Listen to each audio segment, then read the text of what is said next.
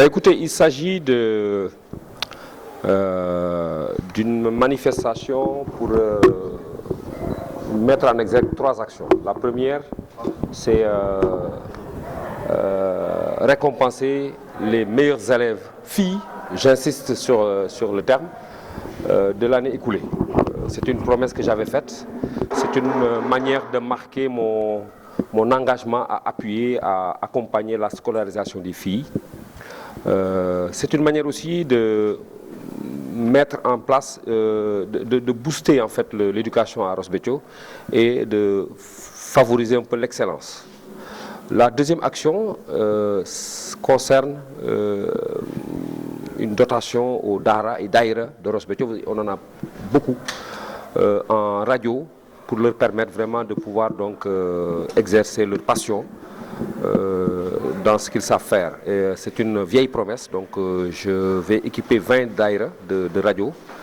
La troisième action, évidemment, comme nous l'avons fait l'année dernière, c'est de donner à chaque enfant de conseiller un cadeau de fin d'année, un cadeau de Noël, pour montrer aussi vraiment toute la satisfaction que j'ai dans l'accompagnement qui existe dans cette commune. Vous rappelez-vous que partout on disait que j'étais le maire le mieux élu, parce que tous les conseillers étaient d'accord pour me confier la gestion de la commune.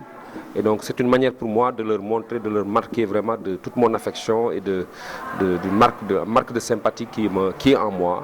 Voilà donc l'objet de cette cérémonie. Monsieur le maire, par rapport à l'école, est-ce que vous pouvez nous dresser un peu la situation ici à Ross Béthio? Écoutez, il faut avouer que la situation n'est pas des plus reluisantes. C'est la raison pour laquelle j'investis beaucoup dans l'éducation. Nous avons des taux qui sont légèrement en deçà des taux nationaux, des résultats nationaux. Donc, mon engagement, c'est de faire en sorte que cette commune soit parmi les plus émergentes en termes d'éducation. Je veux dire par là que il faut mettre l'accent sur la mise en place de dispositifs pouvant nous permettre d'atteindre certains résultats. C'est la raison pour laquelle d'ailleurs dans chaque établissement scolaire, dans chaque école primaire, nous avons mis en place des coins de lecture. Nous allons mettre en place une bibliothèque municipale.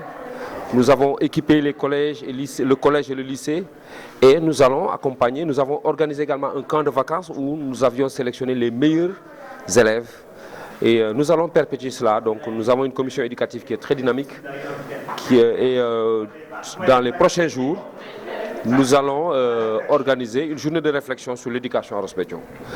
Nous avons la chance de compter dans notre communauté, à Ross Béthio même, un inspecteur qui a été détaché pour nous accompagner dans la mise en œuvre du paquet, du nouveau programme d'éducation et de formation. Voilà donc pourquoi tous ces efforts. C'est simplement pour que d'ici quelques années, on puisse mesurer le développement de l'éducation à Ross Béthio à travers les résultats que nous aurons. En perspective, un lycée? Oui, le lycée, il existe déjà. Malheureusement, il n'est pas encore construit. Et là également, nous sommes en train de nous battre. Vous savez qu'au Sénégal, nous avons un programme très pauvre en termes de construction de lycées. Tous les ans, l'État ne construit que 3 lycées. C'est difficile, compte tenu de certains critères qui sont demandés, de tout de suite programmer la construction du lycée de Ross Béthio. Mais c'est mon devoir de trouver une solution à la construction de ce lycée. Je pense que je vais y arriver sous peu. Monsieur le maire, il y a une question d'actualité sur laquelle on ne peut pas vous interroger. L'affaire Lamine Diack, qu'en pensez-vous? Écoutez, pour tout vous dire, c'est une affaire à laquelle je n'accorde aucune importance. Vous savez, nous sommes dans un état où on passe le plus clair de notre temps à nous appesantir sur des choses qui n'ont aucune utilité. Le président Lamine Diack l'a dit lui-même. La première fois qu'il a rencontré le président Macky Sall, c'est bien après son accession à la magistrature suprême. Pour qui connaît le président Macky Sall, qui a mis en place un certain nombre d'outils et d'instruments pour lutter contre la corruption. Je ne pense pas que cet homme-là, qui a mis en place l'OFNAC, dont moi-même j'étais obligé de faire ma déclaration de patrimoine, qui a mis en place, qui a réveillé un peu la CREI, qui a fait de sorte que maintenant toutes les structures, tous les administrateurs de crédit accordent une importance capitale à la gestion des crédits. Tous ces administrateurs font très attention. Je ne pense pas que ce monsieur-là puisse tremper dans ce type d'action.